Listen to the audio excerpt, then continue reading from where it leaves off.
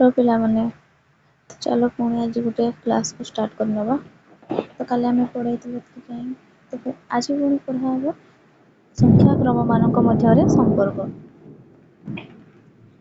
संख्याक्रम मानक मध्य संपर्क केमती आम देखा बेले बेले संख्याक्रम गुड़िक मध्य आश्चर्यजनक संपर्क देखा जाए। उदाहरण आम अजुग्म संख्या मानक नहीं जोग कले कौन पाइबा।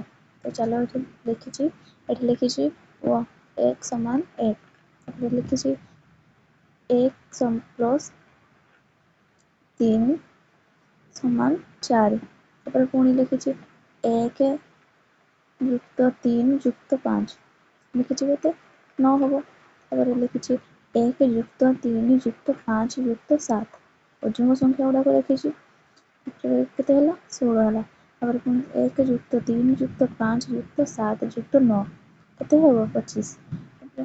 1 युक्त 3 युक्त 5 युक्त 7 युक्त 9 युक्त 11 है 36। पुणी आम एगुड़ा केमती देखा वर्ग क्षेत्र केमती ये करवा अजुग्म संख्या गुड़िक क्रम लिखा जाए देखी दियो ये 1 युक्त 3 देती जो से 4 कହାର वर्ग 2 वर्ग हाँ ना नहीं। तब पुणी ये 9 बाहर 9 कହାର वर्ग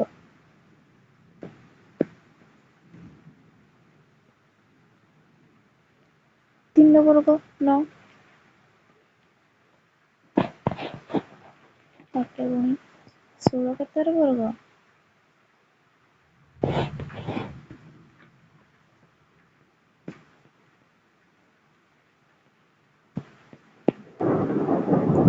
4 वर्ग। पुणी ये 25 के वर्ग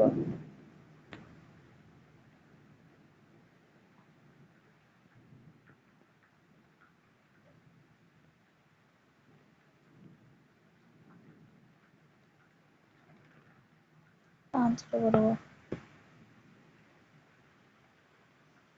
तो आम पाईगले लिखी प्रकृत में एक सुंदर संरचना एपरी कहीं होता है एपरी सब बड़े हेब बोली तुम भावुच कि यार उत्तर यही प्रकार संरचना सब बड़े घटी था किंतु कहीं पूर्व उल्लेख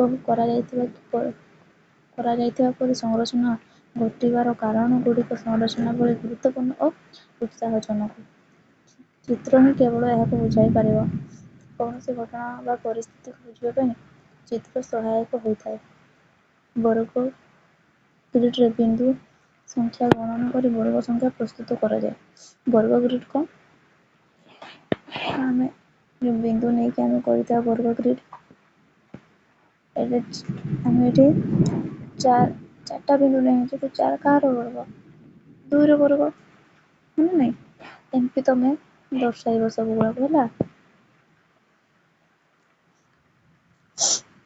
तो आम ये पाइले ये 36 जाए तो 36 पर आम केतटा क्रमिक अजुग्म संख्या मिलती से 1 2 3 4 5 6 तो 7 के हम तापर संख्या के हम। तो ये आम लिखा 1 युक्त 3 युक्त 5 युक्त 7 युक्त 9 युक्त 11 युक्त 13 समान के हम केतटा संख्या अच्छी 1 2 3 4 5 6 7 7 7 49 7 वर्ग बाहरीगला तुम एमती सहज कर। ये देखिए 1 3 5 7 डट देकी अजुग्म संख्या बिंदु डट को वर्ग ग्रिड रे किपरि भाग कर उपस्थापन कर परवर्ती संख्या आलोचना करने पूर्व ए संपर्क में टिके चिंता कर। तुम ये वर्ग कर ना नहीं जमी डट रे कहली सेमती ମୁଁ କରିଦେବ ହେଲା। ତାପରେ କ'ଣ ଦେଇଛି ଏଇଠି ଦେଲା ସେମିତି ଏପରି ଏହା କିପରି ସମ୍ଭବ ତାହା ନିମ୍ନରେ ଦର୍ଶାଯାଇଛି। ଫାର୍ଷ୍ଟ ସିଏ ନେଇଛି ଗୋଟେ ବିନ୍ଦୁ,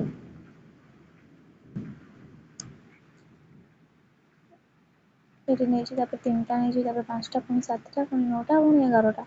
ତ ଦେଖ, କାରଣ ଯେକୌଣସି ଆକାରର ବର୍ଗ ପାଇଁ କିପରି ଚିତ୍ର ଅଙ୍କନ କରାଯାଇପାରିବ ଏହା ବର୍ଣ୍ଣନା କରୁଛି ଯେ କାହିଁକି ଅଯୁଗ୍ମ ସଂଖ୍ୟା ଗୁଡ଼ିକୁ ଯୋଗ କଲେ ଏକ ବର୍ଗ ସଂଖ୍ୟା ମିଳେ। ସେହିଭଳି ଚିତ୍ର ଅଙ୍କନ କରି ପ୍ରଥମ 10ଟି ଅଯୁଗ୍ମ ସଂଖ୍ୟାର ଯୋଗଫଳ କେତେ ହେବ ତୁମେ କହିପାରିବ କି? ହଁ ପାରିବ ହେଲା। ଏଠି ହଁ ଲେଖିବ। କେତେ ହେବ 10ର 10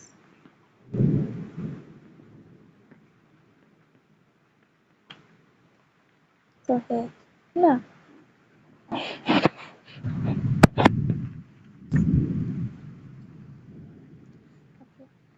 ବର୍ତ୍ତମାନ ସମାନ ପ୍ରକାର ଚିତ୍ର କଳ୍ପନା କରି କିମ୍ବା ଆବଶ୍ୟକ ଅନୁଯାୟୀ ଏହାକୁ ଆଂଶିକ ଅଙ୍କନ କରି ପ୍ରଥମ 100ଟି ଅଯୁଗ୍ମ ସଂଖ୍ୟାର ସମଷ୍ଟି କେତେ ସେ ସ୍ଥିର କର।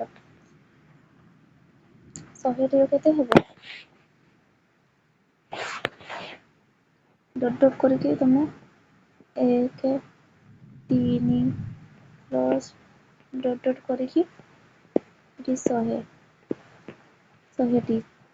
100ଟି ହେଲେ 100 ଇଣ୍ଟୁ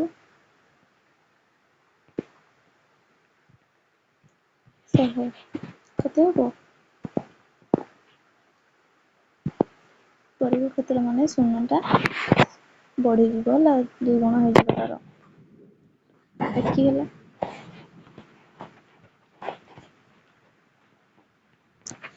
ଆମେ ଏଇଠି ଯୋଉ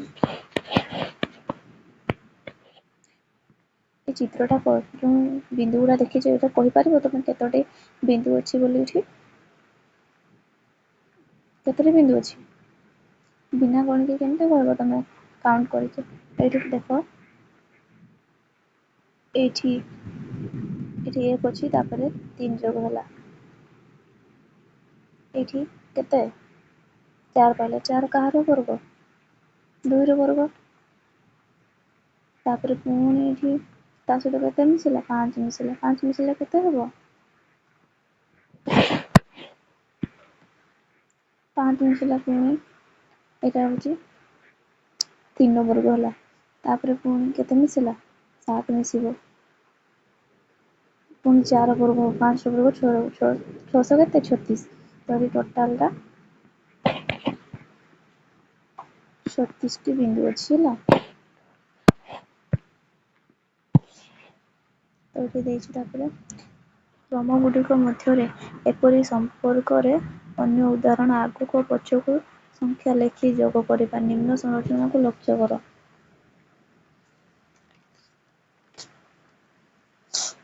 ଆଗକୁ ପଛକୁ କେମିତି ଲେଖା ହେଇଛି ଏଇଟା ଦେଖ। ଏଠି 1 ସମାନ 1 ହେଲା। ତାପରେ 1 ଯୁକ୍ତ 2 ଲେଖା ହେଇଛି। ତାପରେ 2ର ପଛକୁ ଯିବା, 2 ଆଗରୁ କେତେ? 1, ତ ମିଶିକି କେତେ ହେଲା? 4। ତାପରେ 1 2 3 ଲେଖିଛି। ତାପରେ ପୁଣି ତା ପୂର୍ବବର୍ତ୍ତୀ ସଂଖ୍ୟାକୁ ଯାଇଛି, ଯୁକ୍ତ 2 ଯୁକ୍ତ 1 କେତେ ହେଲା? 9। ପୁଣି 1 ଯୁକ୍ତ 2 ଯୁକ୍ତ 3 ଯୁକ୍ତ 4 ଲେଖିଛି, 4 ଲେଖିଛି। ତାପରେ 4ର ପରବର୍ତ୍ତୀ ସଂଖ୍ୟା କେତେ ହେବ?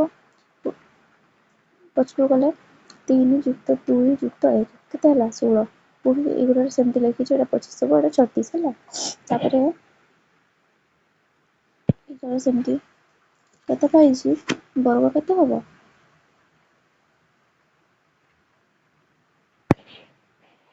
ଏଟାର ବର୍ଗ ସେମିତି 2ର ବର୍ଗ 4, ତାପରେ ପୁଣି 3ର ବର୍ଗ 9, ତାପରେ ପୁଣି 4ର ବର୍ଗ 16, ପୁଣି 5ର ବର୍ଗ 25, ପୁଣି 6ର ବର୍ଗ 36, ପୁଣି 7ର ବର୍ଗ ଯଦି କାଢ଼ିବ ଏଠି ପୁଣି ମଝି ସଂଖ୍ୟାଟି ଅଛି, ଏଠି ଆମର ଅଛି ହଁ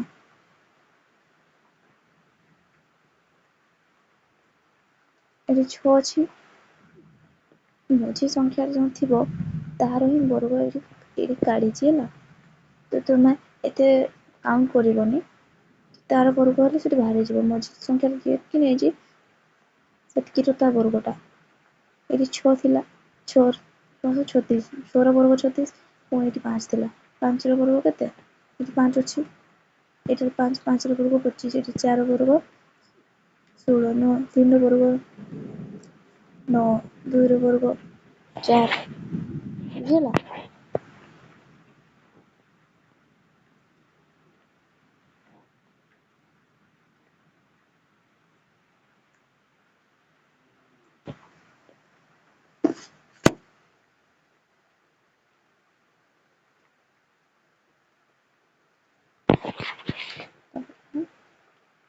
ଆସ ବୁଝିବା।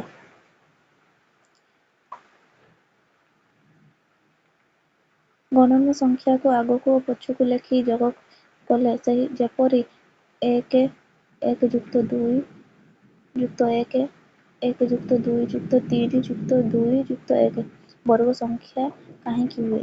ଜାଣିବା ପାଇଁ ତୁମେ ଏକ ସମାନ ପ୍ରକାର ବର୍ଗଚିତ୍ର ଅଙ୍କନ କରି ତାକୁ ବର୍ଣ୍ଣନା କରିପାରିବ କି? ପାରିବା। ତୁମେ ନିଜ ଖାତାରେ କରିଦେବ ହେଲା। ଆଙ୍କିଥିବା ତୁମ ଚିତ୍ରର ଏକ ବୃହତ୍ ରୂପକୁ କଳ୍ପନା କରି କିମ୍ବା ଆବଶ୍ୟକ ଅନୁଯାୟୀ ଏହାକୁ ଆଂଶିକ ଅଙ୍କନ କରି ନିମ୍ନ ସଂରଚନାର ମୂଲ୍ୟ କେତେ ହେବ କହିପାରିବ କି? ଏଇଟା କେତେ ଅଛି? ଏଇଟା 100 ଅଛି, ତ 100ରୁ ପୁଣି 1ରୁ 100 ଅଛି, ପୁଣି ଏଠି 99ରୁ 1 ଯାଇଛି, 99ରୁ ତାପରେ ଏଠି 100ର ଆମର କେତେ ହେବ?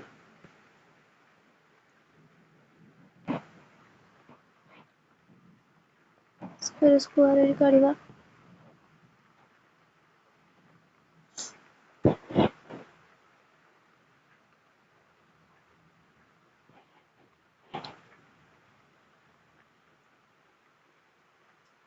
ଶହେର ଏଠି କେତେ ହେବ? ଏତିକି ହେବ, ତ ଏଇଟାକୁ ଏତିକି ଲେଖିଦେବ ହେଲା। ସମସ୍ତ କୁ କ୍ରମରେ ଯୋଗ କରି ଆଗକୁ ବଢ଼ାଇଲେ ତୁମେ କେଉଁ ସଂରଚନା ପାଇବ? ଯେତେବେଳେ ତୁମେ ସମସ୍ତ 1ର କ୍ରମକୁ ଆଗକୁ ଓ ପଛକୁ ଯୋଗ କରିବ, କେଉଁ ସଂରଚନା ପାଇବ? ଆଗକୁ ଆଉ ପଛକୁ ଯେତେବେଳେ ଯୋଗ କରାଗଲେ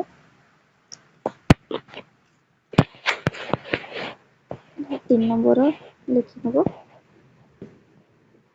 1 ତାପରେ 1 ଯୁକ୍ତ 2 ଯୁକ୍ତ 1 ତାପରେ 2 ଯୁକ୍ତ 3 ଯୁକ୍ତ 2 ଯୁକ୍ତ 1 ତାପରେ ଡଟ୍ ଡଟ୍।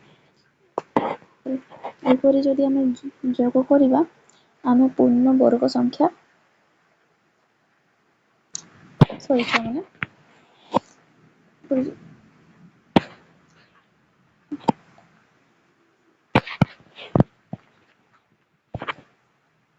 ଏଇଟା ବର୍ଗ ସଂଖ୍ୟା ହେଇଥିଲା, ଆଗ କ୍ରମ ସଂଖ୍ୟାକୁ ଆମେ ଯିବା ହେଲା। ଏଠି 1 ତାପରେ 1 ପ୍ଲସ୍ 1 ପ୍ଲସ୍ 1 ପୁଣି 1 ଡଟ୍ ଡଟ୍ ଦେଲେ ଯୋଗ କରିବା ଦ୍ୱାରା ଆମେ ସଂଖ୍ୟାର କ୍ରମ ପାଇବା। ସଂଖ୍ୟାର କ୍ରମ ମାନେ 1 2 3 4 ହେଲା। ଏ ସଂଖ୍ୟା କ୍ରମ ଆମେ ପାଇବା ଫାଷ୍ଟ, ତାପରେ ବର୍ଗକୁ ଯିବା। ଯେତେବେଳେ ଆମେ 1 plus 2 plus 1 plus 2 plus 3 plus 2 plus 1 ଏହିପରି ଆମେ ଯଦି ଯୋଗ କରିବା ତ ଆମେ ପୂର୍ଣ୍ଣ ବର୍ଗ ସଂଖ୍ୟା ପାଇପାରିବା। ବର୍ଗ ସଂଖ୍ୟା କେତେ? 1 4 9 16 ଡଟ୍ ଡଟ୍ କରିକି ପାଇବା ଆମେ ଏତିକି ହେଲା। 4 ନମ୍ବର ଯିବା। ତୁମେ ଗଣନୀୟ ସଂଖ୍ୟାର କ୍ରମକୁ ଆଗକୁ ବଢ଼ାଇ ଯୋଗ କଲେ କେଉଁ କ୍ରମଟି ପାଇବ? ଏହାର ଏକ ଛୋଟ ଚିତ୍ରିତ ବର୍ଣ୍ଣନା କର। ଯଦି ଆମେ 1 ତାପରେ ଡଟ୍ ଦେଇକି 1 ଯୁକ୍ତ 2 ଯୁକ୍ତ 2 ଯୁକ୍ତ 3 1 ଯୁକ୍ତ 2 ଯୁକ୍ତ 3 ଯୁକ୍ତ 4 ଡଟ୍ ଦେବା, ଏପରି ଯୋଗ କରିବା, ତେବେ ଆମେ ତ୍ରିକୋଣୀୟ ସଂଖ୍ୟା ପାଇବା। ବୁଝିପାରିଲ? ତ୍ରିକୋଣୀୟ ସଂଖ୍ୟା ତମକୁ ବୁଝେଇ ଦେଇଥିଲି ଗତ କ୍ଲାସରେ, ତମେ କେମିତି ବାହାର କରିନେବ ହେଲା। ତାପରେ ହେଉଛି 5 ନମ୍ବର ଯିବା।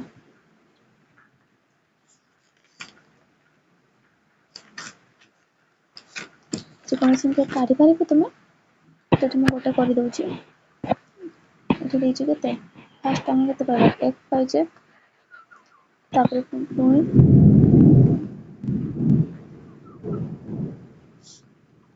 3, ଏଇଟା 1, ଏଇଟା 3 ମାନେ ଏଠି ଗୋଟେ ଏମିତି ଗୋଟେ, ଏଇଟା ଗୋଟେ ହେଲା ତ୍ରିକୋଣୀୟ। ତାପରେ 10 ତାପରେ 6 6ରେ 1 2 3 4 5 6 ହେଲା। ତାପରେ 10 1 2 3 4 5 6 7 8 9 10 ହେଲା। ତାପରେ କେତେ? ତାପରେ 15 1 2 3 4 5 6 7 8 9 10, ପୁଣି ଏଠି ଦେବ 11 12 13 14 15। ଏ ଜାଗା ହେଲାନି, ମୁଁ ଏମିତି କରିଦେଇଛି, ତମେ ସେମିତି ତଳକୁ ଦେବ କରିବ ହେଲା।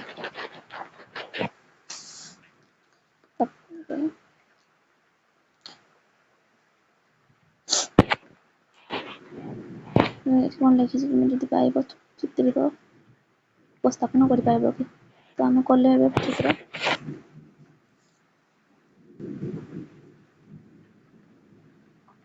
ତାପରେ କ'ଣ ଦେଇଛି?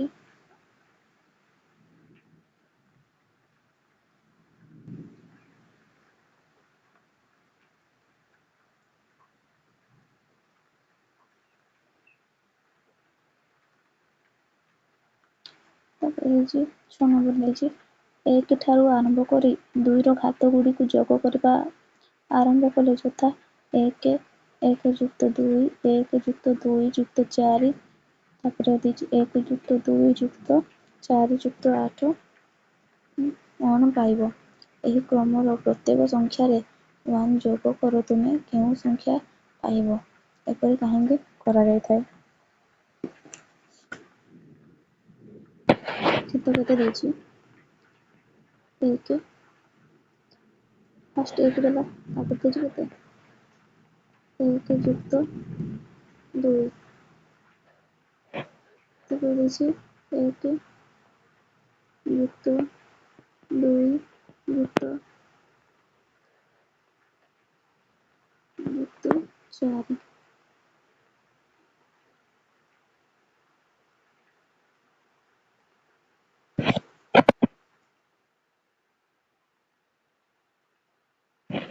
ତାପରେ ଦେଇଛି ଆମର 1 ଯୁକ୍ତ 2 1 ଯୁକ୍ତ 2 ଯୁକ୍ତ 4 ଯୁକ୍ତ 8।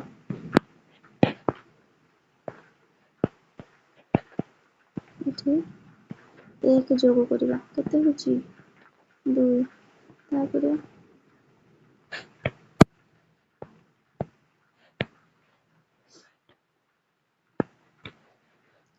ତାପରେ ଏଠି 2 କୁ 3 ହେବ, 3ରେ 1 ଯୋଗ କରିବା, କେତେ ପାଇବ? 4। ତାପରେ ଏଠି 4 3 4,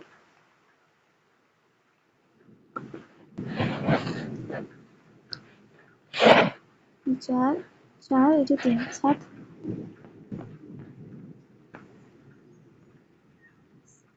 7 ପାଇଲେ 7 ରେ 1 ମାନେ ଏଠି କେତେ ରହିବ 8 ଏଠି କେତେ ବାହାରିବ ଏଠି 15 ହବ 15 ରେ ପୁଣି 1 ମିଶିଲେ କେତେ ହବ 16 ତ 2 2ଟା 2 ର ବର୍ଗ ତାପରେ ଏଇଟା କେତେ ପାଇଲେ 2 ର ବର୍ଗ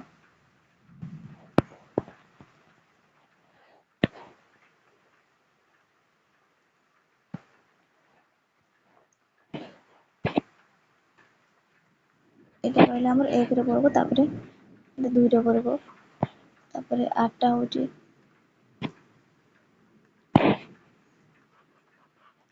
3 ର ବର୍ଗ ପାଇଲେ ଆମେ 8 ଆମେ ମାର୍କ ଲେଖିଦେଉଛି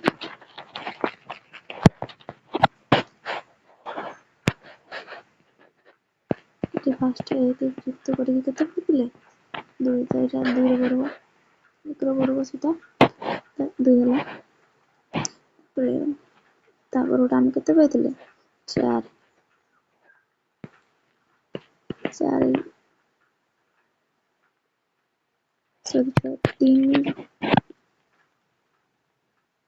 3 ଥିଲା ନା 2 1 ଯୁକ୍ତ 2 ଥିଲା 3